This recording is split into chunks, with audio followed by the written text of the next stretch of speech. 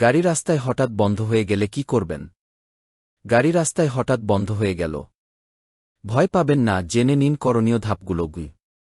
১. গাড়ি রাস্তায় হঠাৎ থেমে যাচ্ছে। প্রথমেই চেষ্টা করুন গাড়িটিকে রাস্তার একপাশে নিরাপদ স্থানে নিতে। ২. হ্যাজার্ড লাইট অন করা দেখানো। তারপর সঙ্গে সঙ্গে হ্যাজার্ড লাইট অন করুন, যেন অন্য গাড়িরা বুঝতে পারে সমস্যা হয়েছে।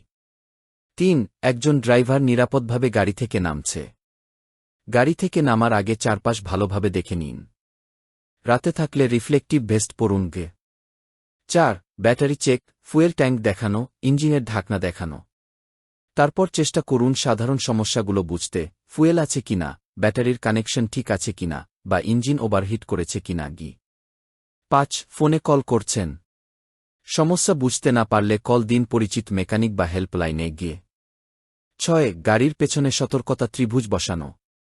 পেছন থেকে আসা গাড়ির জন্য প্রায় ৩০ মিটার পেছনে সতর্কতা চিহ্ন বসান। দৃশ্য উপস্থাপক ক্যামেরার দিকে তাকিয়ে। এই ধাপগুলো মনে রাখুন, নিরাপদ ড্রাইভিং করুন, জীবন ও যাত্রা দুটোই হোক নিরাপদ।